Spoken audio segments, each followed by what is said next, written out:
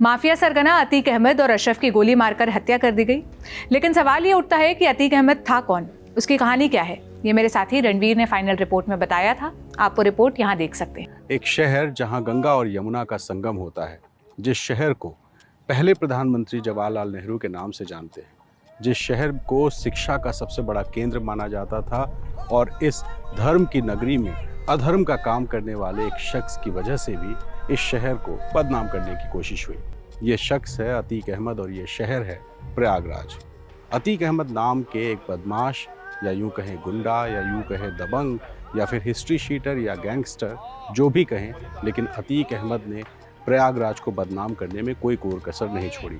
ऐसे में अतीक अहमद का क्या है इतिहास, कैसे एक तांगे वाले का बेटा एक अपराधी और फिर माननीय नेता बन गया, उसकी पूरी कहानी समझने हम मौजूद हैं प्रयागराज में और आपको बताएंगे, मिलवाएंगे उन लोगों से जो लोग या तो अतीक के सताए हुए हैं या फिर अतीक को ठीक से जानते हैं। तो अतीक का क्या है अतीत, ये समझने के लिए ज़रा चलते हैं प्रयागराज के गलियों में और समझते हैं कि आखिर कैसे एक तांगे वाले का बेटा बन गया अतीक अहमद।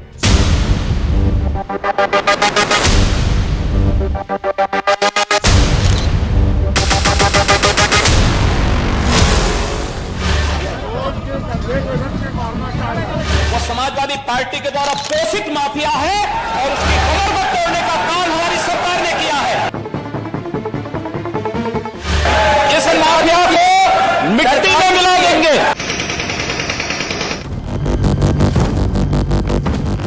हर पार्टियों का समर्थन, कुछ पार्टियों में तो सीधा उसका मेंबर हुआ, और जो जिस पार्टी का मेंबर नहीं था उनके नेता इसके सहयोगी थे।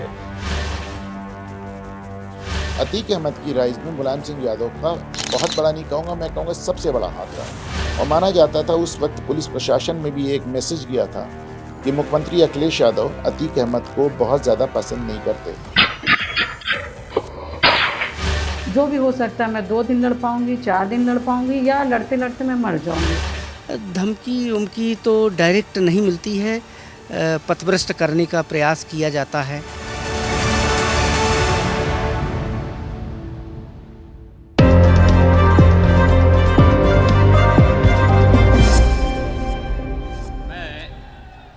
आदित्यनाथ योगी 2017 में उत्तर प्रदेश में सत्ता बदली तो मुख्यमंत्री योगी आदित्यनाथ बन गए। योगी आदित्यनाथ की सरकार आते ही माफियाओं पर कार्रवाई शुरू की गई और अतीक जैसे जो माफिया हैं उनको सबसे पहले आर्थिक चोट पहुंचाई गई। आर्थिक चोट में अतीक और उसके जो करीबी थे उनके करीबियों की संपत्तियों को पहले चिन्हित किया गया, उसके बाद या तो उन्हें जब्त किया गया या फिर गिरा दिया गया। ऐसी ही एक प्रॉपर्टी जो मेरे पीछे आप देख रहे हैं, ये अतीक अहमद का दफ्तर हुआ करती थी। अतीक यहाँ बैठता था, लोगों से मिलता था, कई सारी रणनीतियाँ यहाँ बनती थी, लेकिन इस संपत्ति को भी योगी आदित्यनाथ सरकार ने गिराया। और न सिर्फ इसको बल्कि यूपी में 1100 करोड़ से ज़्यादा की ऐसी संपत्ति है जिसको या तो गिरा दिया गया या फिर ध्वस्त कर दिया गया। 6 साल में 1150 करोड़ के आसपास की संपत्ति गिराई गई है या जब्त की गई है, और ये जो कार्रवाई है ये लगातार जारी है। और इसी वजह से अतीक जैसे जो माफिया हैं उनको बड़ा नुकसान योगी आदित्यनाथ की सरकार ने पहुंचा है।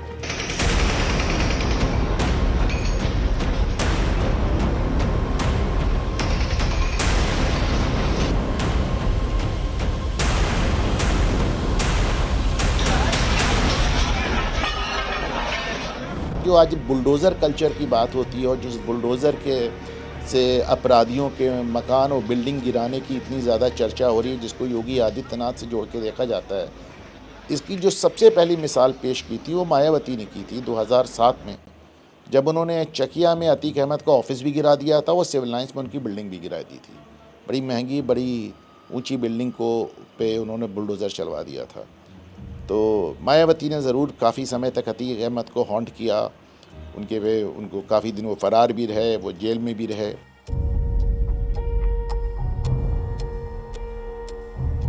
अतीक अहमद का जन्म एक गरीब परिवार में हुआ था। उसके पिता इन्हीं सड़कों पर टांगा चलाया करते थे। लोग उन्हें पहलवान के नाम से जानते थे और उनकी भी छवि दबंग किस्म की थी, लेकिन वो अतीक की तरह माफिया या डॉन नहीं थे। कि अतीक के जो पिताजी थे उनको पहलवान कहा जाता था। वो थोड़ा सा झगड़ालू किस्म के थे और उनके विवाद होते रहते थे। तो उनको मोहल्ले के लोग और इलाके के लोग पहलवान के, इनफैक्ट अतीक अहमद खुद भी अपने पिताजी को पहलवान कह के ही संबोधित करते थे, मैंने कई बार सुना। तो लेकिन उनका कोई आपराधिक बैकग्राउंड नहीं था, उनके ऊपर कभी कोई मुकदमा नहीं हुआ, उन पे उनकी कोई क्रिमिनल हिस्ट्री नहीं थी। तो अगर जो अपराध आप देख रहे हैं और ये जो मुकदमों की सीरीज़ है, जो ये हिस्ट्री शीट है, वो अतीक अहमद से ही शुरू होती है। जानकार बता रहे हैं, अब सब तमाम रिकॉर्ड सामने आ रहे हैं। पहले अतीक, हम लोग प्रयागराज में रहते हुए भी बहुत ज़्यादा वाकिफ़ नहीं थे, छोटे मोटे अपराध करने वाले बहुत लोग होते हैं, पर अतीक अहमद पहली बार लाइमलाइट में आते हैं चांद बाबा हत्याकांड के साथ। चांद बाबा यहाँ के एक कॉरपोरेटर थे और उनका आपराधिक इतिहास था, हिस्ट्री शीटर थे। और चांद बाबा की जो एक मर्डर हुई और उसमें अतीक अहमद पे आरोप लगा, ये माना जाता था कि मुस्लिम डॉन बनने की एक राइवलरी थी। जितने भी माफिया नज़र आते हैं, ये किसी न किसी जाति का, वर्ग का, कौम का इन्हें समर्थन हासिल होता है।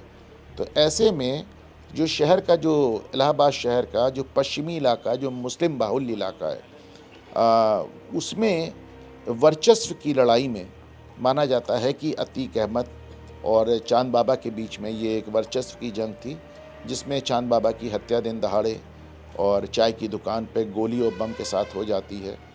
और ये काउंटिंग के दिन होता है। अतीक अहमद जब बड़ा होना शुरू हुआ तो उसने लोगों पर धौंस जमाने के लिए दबंगई करनी शुरू की। इस खेल में उसको मज़ा आना लगा और उसके बाद 1979 में उसके खिलाफ पहला मुकदमा दर्ज हुआ। हालांकि अपराध में अतीक अहमद ने अपने हाथ नहीं रोके और धीरे धीरे उसकी जो आपराधिक गतिविधियां थी वो बढ़ती गई। लेकिन अतीक को ये बात भी पता थी कि अगर वो अपराध करता रहा तो ज़्यादा दिन तक बच नहीं सकता। इसलिए 10 साल बाद यानी 1989 में उसने पहला चुनाव लड़ा, विधानसभा का चुनाव जीता और माननीय बन गया। 89 का चुनाव निर्दल था तो तब सत्ता से जुड़ा, 91 का चुनाव निर्दल था तब भी जो है मैंने अपना मैनेज करता रहा। फिर 93 का जो चुनाव लड़ा वो इसके खिलाफ सपा बसपा ने कोई कैंडिडेट नहीं खड़ा किया था। 96 में सपा के टिकट पर लड़ा, 2002 में अपना दल के टिकट पर लड़ा, तो सब चलता रहा। फिर ये हर पार्टियों का समर्थन, कुछ पार्टियों में तो सीधा उसका मेंबर हुआ और नहीं तो बाद में, और जो जिस पार्टी का मेंबर नहीं था उनके नेता इसके सहयोगी थे। इस बीच मुलायम सिंह यादव से अतीक की नज़दीकियां बढ़ी और 2004 के लोकसभा चुनाव में मुलायम सिंह यादव ने उसको फूलपुर से समाजवादी पार्टी का टिकट दिया। वो चुनाव लड़ा, चुनाव जीता, सांसद बना।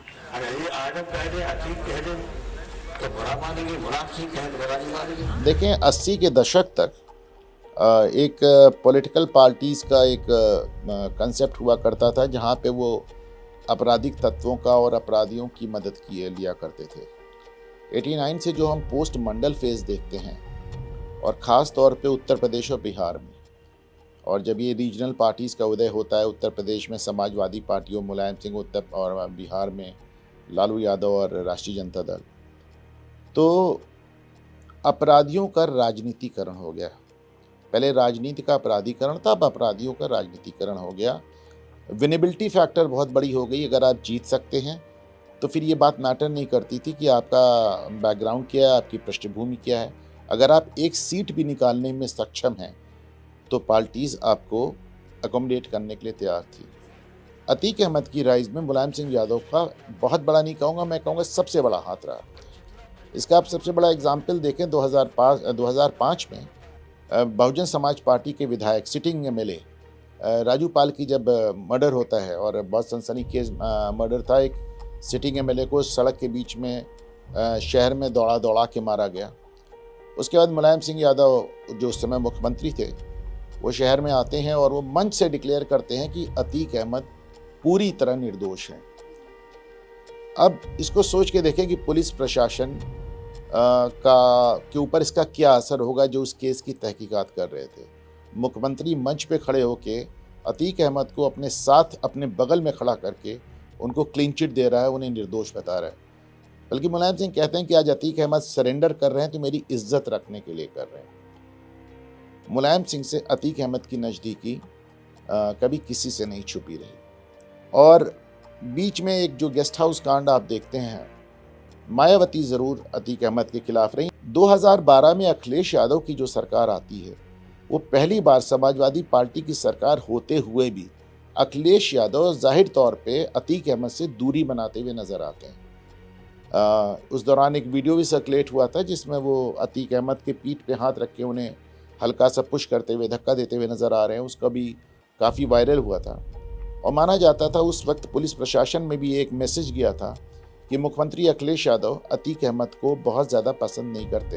ये पहली बार हुआ कि समाजवादी पार्टी की सरकार थी पर अतीक अहमद को जिस तरह का सरकारी प्रश्रय और जिस तरह की गवर्नमेंट बैकिंग मिलती थी वो नहीं मिली। लेकिन उसके बाद भी सपा की सरकार थी, उनका रुतबा बना रहा।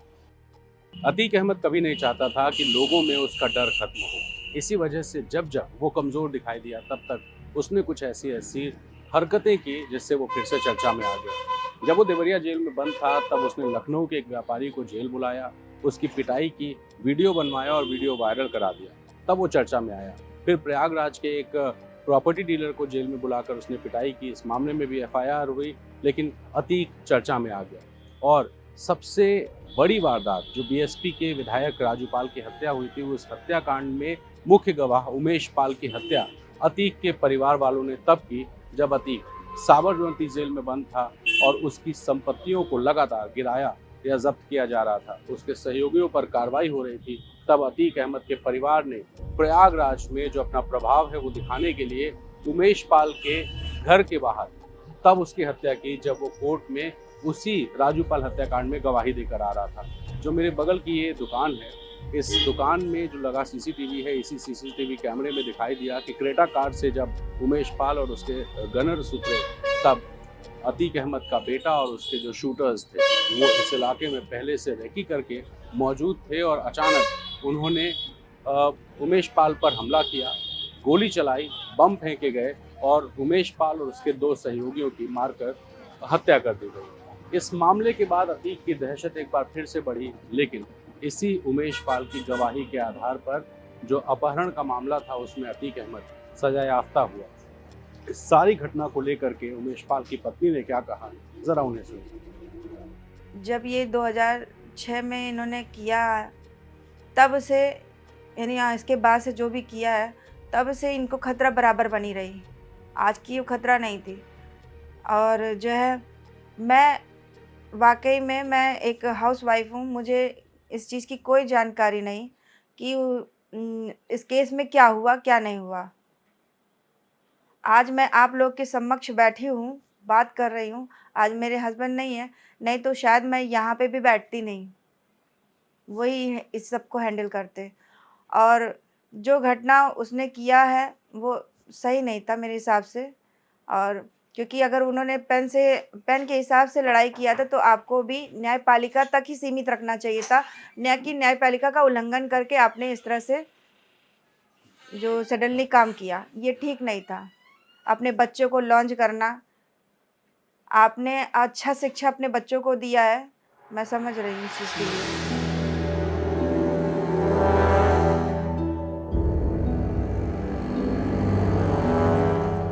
1980 का दशक था जब अतीक अहमद एक के बाद एक आपराधिक घटनाओं को अंजाम दे रहा था। लेकिन उसी 1980 के दशक के खत्म होते होते वो विधानसभा का चुनाव जीतकर माननीय बन गया। लेकिन ऐसा नहीं था कि राजनीति में आने के बाद अतीक अहमद ने आपराधिक घटनाओं को कम किया या खत्म किया, बल्कि उसकी अपराध की जो गतिविधियां थी वो बढ़ती गई। एक के बाद एक मुकदमे दर्ज होते गए, मामला कोर्ट जाता था, लेकिन गवाही देने वाला कोई नहीं मिलता था, क्योंकि गवाहों को या तो डराया धमकाया जाता था या फिर मार दिया जाता था। स्थिति ये थी कि जिस कोर्ट में अतीक का मामला सुनवाई के लिए जाता था, जजेस अपने आप को उस मामले से अलग कर लेते थे। अब सोचिए कि अतीक के खिलाफ प्रभाव कितना था। ऐसे में प्रयागराज के DSP रैंक से लेकर SSP और IG रह चुके लालजी शुक्ला ने क्या बताया, जरा उन्हें सुनिए। अतीक अहमद का आपराधिक इतिहास जो ऑन रिकॉर्ड है वो 1979 का है। खुलदाबाद में एक हत्या से शुरू होता है। उससे पहले ये मोहल्ले का दबंग था, मनबड़ था, कम पढ़ा लिखा था, मतलब ये मैट्रिक पास नहीं है, बाद में कहीं से सर्टिफिकेट ले लिया हो, मैं उस पर कुछ नहीं कह सकता, लेकिन मेरे कार्यकाल में इसको शिक्षा अल्प शिक्षा ही कही जाएगी। इनके पिता तांगा चलाते थे, हाजी फिरोज। तांगा चलाने में इनकी रुचि नहीं, पढ़े लिखे नहीं, घर पर धन इतना था नहीं कि कोई व्यापार कर सके। व्यवसाय घोड़े का था, तो उससे अच्छा व्यवसाय चाहिए, पैसा चाहिए। और जो है अभी आए तो कहाँ से आए, या तो व्यवसाय से आए या नौकरी से आए, नौकरी कर नहीं सकते थे, तो अपराधी एक क्षेत्र बचा, तो मनबड़ हुआ। फिर जो है मारपीट, उसी में पैसा वसूलना, ज़मीन उमीन दाएँ बाएँ सब करता रहा, जो प्रारंभिक इतिहास है। हत्या कर दिया तो नाम हो गया। एक हत्या इसने बिहार में की, बोकारो में, अब झारखंड में है। अब जब ये है तो फिर अब वो आसपास का जो है ये दबंग हो गया, और लोगों से भी जो छोटे मोटे अपराधी थे उनसे टकराया, वो किया, मारा पीटा, उनमें ये अपना बढ़ता गया, लोग इसके साथ जुड़ते गए। फिर इसके मन में आया कि ये तो खाली अपराध से तो हम केवल अपराध से सफल नहीं हो सकते, जब तक मुझे प्रोटेक्शन नहीं मिलेगा, जब तक मुझे समाज का, प्रशासन का, शासन का, तो समाज का तो समाज में चल रहा है, जोड़ लेगा, लेकिन शासन प्रशासन के प्रोटेक्शन के लिए राजनीतिक पद होना चाहिए। कोई पार्टी से जुड़ा नहीं था।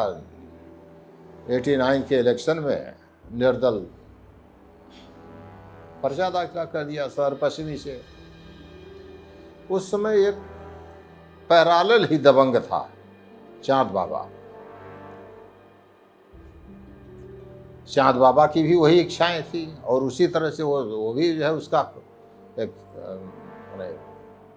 खौफ था, या दबंग था, बदमाशी था, गुंडा अपराधी था। उसने भी दाखिल कर दिया। इसने मना किया तो मत लड़ो, वो माना नहीं। तो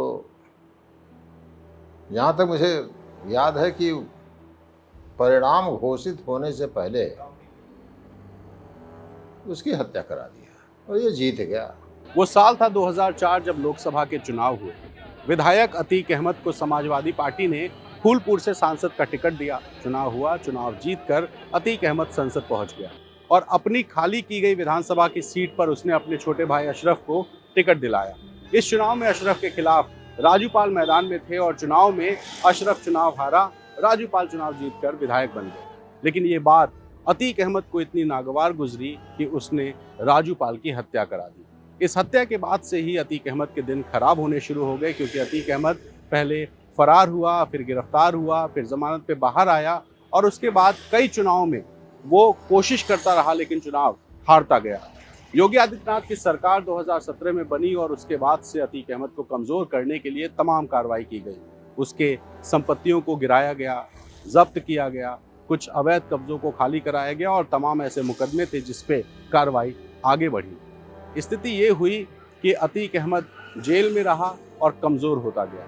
ऐसे में 2005 से लेकर 2023 तक कैसे राजूपाल की पत्नी ने संघर्ष किया और इस संघर्ष को कोर्ट में आगे बढ़ाया, जरा उनके मुंह से उनकी कहानी सुनिए। मेरे जीवन में मेरी शादी को मात्र 9 दिन हुए थे, और जब इस तरह से मेरे साथ हुआ कि मेरे पति की हत्या मेरे शादी के 9 दिन बाद कर दी गई, और मैंने वहाँ पर ये देखा, क्योंकि मैं जब से मेरी शादी हुई थी तो मैं 9 दिन में बस यही देख रही थी कि अतीक के शूटर्स यहाँ आए हुए हैं, अतीक के शूटर्स वहाँ आए हुए हैं, यहाँ मत निकलिए, वहाँ मत निकलिए। कुछ लोग मुझसे कह रहे हैं कि भाभी भैया को निकलने मत देना, ये है वो है। तो मैंने देखा कि मैं अकेले हूँ और क्या करूँ, तो मुझे कुछ अपने चाचा जी के सिद्धांत, अपने परिवार के सिद्धांत नहीं, चाहे जो हो जाए, मगर मेरे साथ ये दिक्कत हुई है, मैं नहीं हटूँगी। और जिस समय घटना हुआ बहुत से ऐसे लोग थे जिन्होंने बस माइंड में ये भरना चाहा कि नहीं तुम अभी छोटी हो और तुम्हारे जब पति नहीं लड़ पाए, देखो लड़े बगावत तो किए, मगर देखो वो लड़े तो मगर वो ज़िंदा नहीं रहे। तो बेटा अतीक से लड़के यहाँ कोई ज़िंदा नहीं रह सकता और तुम अभी बहुत छोटी हो, अपने जीवन के बारे में सोचो और छोड़ो ये सब चीज़ें। तो मैंने फिर वही चीज़ मेरे जहन में बसा कि हर इंसान छोड़ो कह देगा और हर जिसका पति मारा जा रहा है, जिसका बेटा मारा जा रहा है। मैंने सुना है कि यहाँ अतीक लोगों ने बहुत लोगों को मारा है, मगर कोई एक्शन ही नहीं लेगा, कोई आगे नहीं बढ़ेगा, सब डरते ही रहेंगे। तो आगे मतलब फिर न्याय किसको मिलेगा? जो भी हो सकता है, मैं 2 दिन लड़ पाऊँगी, 4 दिन लड़ पाऊँगी या लड़ते लड़ते मैं मर जाऊँगी। और मैंने कहा देखिए, जिसका आदमी मर जाता है मुझे वो सम्मान नहीं मिलेगा जो पति के रहते हुए और जब पत्नी उसके बगल बैठती है, जो सम्मान पत्नी को मिलता है उस लड़की को मिलता है, मान सम्मान स्वाभिमान आने जाने का जो एक लड़की को उस समय फील होता है, वो सारा मेरे लाइफ से ख़त्म हो गया। तो फिर मैंने उस दिन संकल्प अपने आप से किया कि नहीं, चाहे जो हो जाए, जितने दिन के लिए लड़ पाओ इस आदमी से, मगर आप लड़ो।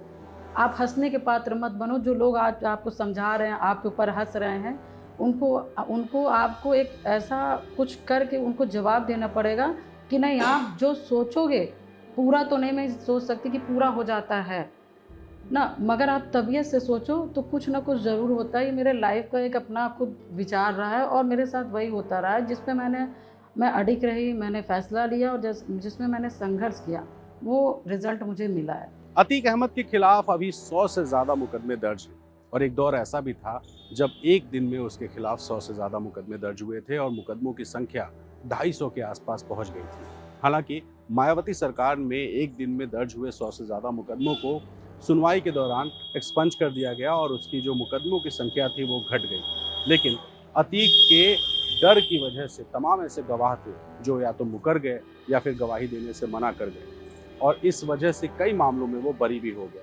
अभी भी उसके खिलाफ 100 मुकदमे हैं, लेकिन आप सोचिए कि 44 साल बाद पहला मुकदमा है जब अतीक के खिलाफ कोई फैसला आया है और उसको उम्र कैद की सज़ा मिली। सरकारी वकील सुशील वैश्य से जब हमने बात की तो उन्होंने बताया कि न सिर्फ डराया धमकाया जाता था बल्कि वकीलों को लालच भी दिया जाता था। सुशील वैश्य साहब ने अतीक को लेकर के और कानूनी अड़चनों को लेकर के किस तरह की बात बताई, उन्हें सुनना बहुत ज़रूरी हो जाता है। अगर कोई नहीं आना चाहता है, कोई प्रोसीड नहीं करना चाहता है, तो किसी न किसी को तो करना पड़ेगा। किसी पुलिस वाले को अपनी भूमिका निभानी पड़ेगी, किसी बॉर्डर के सैनिक को अपनी भूमिका निभानी पड़ेगी। सबके अपने बाल बच्चे होते, लेकिन करना तो ही है। हम हो या कोई हो, या तो उसको पार्टिसिपेट करना पड़ेगा, दूसरे शब्दों में कहें भाग ले या तो भाग लो, दो ही चीज़ हो सकती है। और ये चीज़ें बहुत दिन से चली आ रही है, तो चीज़ें बदली हैं। आप लोग को धमकी वमकी नहीं? धमकी उमकी तो डायरेक्ट नहीं मिलती है, पथभ्रष्ट करने का प्रयास किया जाता है। उनके वकीलों द्वारा जो है कहा गया कि कल्पना नहीं करेंगे कितना पाएंगे आप। तो हमने कहा कि हम नमक रोटी के में जीने वाले लोग हैं, हमें भौतिक चीज़ों से बहुत लगाव नहीं है। उत्तर प्रदेश विधानसभा के सत्र में मुख्यमंत्री योगी आदित्यनाथ और नेता प्रतिपक्ष अखिलेश यादव के बीच तीखी झड़प हुई।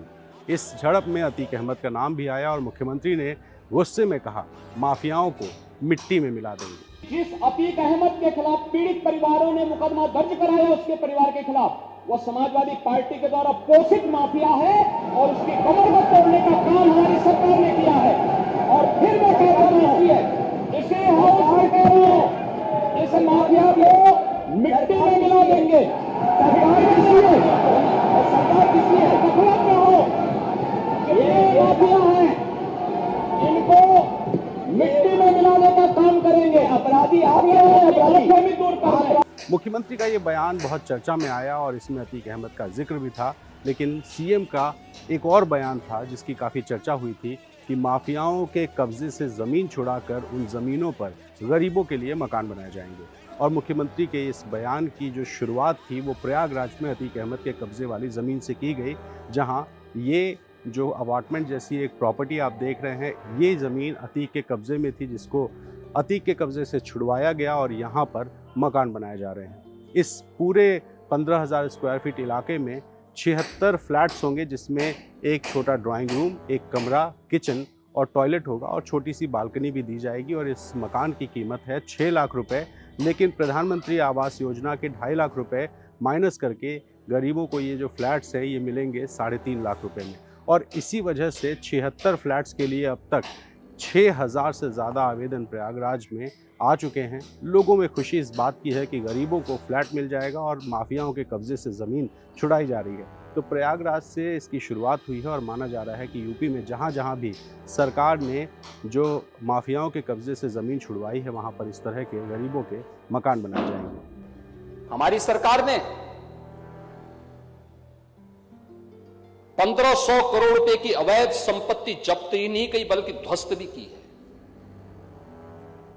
ये राज्य की संपत्ति थी, इन्हीं गरीबों की थी, और हम तो आवास की योजना बना रहे हैं। इन माफियाओं ने जिन जमीनों पर कब्जा करके अपनी हवेली खड़ी की थी, वहीं ध्वस्तीकरण करके गरीबों के आवास बनेंगे। तो आपने देखा कैसे एक टांगे वाले का बेटा अतीक अहमद, बाहुबली अतीक अहमद पर गया। उसके किए की सजा एक मामले में मिल चुकी है, उम्र कैद का फैसला हो चुका है, लेकिन अभी भी 100 से ज़्यादा ऐसे मुकदमे हैं जिनमें फैसला आना बाकी है। उम्मीद है इस फैसले के बाद जो बाकी मुकदमे हैं उनमें भी ट्रायल तेज़ी से होगा और अतीक अहमद को उसके गुनाहों की जो सज़ा मिलनी चाहिए वो ज़रूर मिलेगी। फिलहाल मैं और जेरी आपसे इजाज़त चाहते हैं और उम्मीद करते हैं कि अतीक के अतीत की जो कहानी आपने देखी उस पर अपने सुझाव ज़रूर दीजिए। फिलहाल धन्यवाद।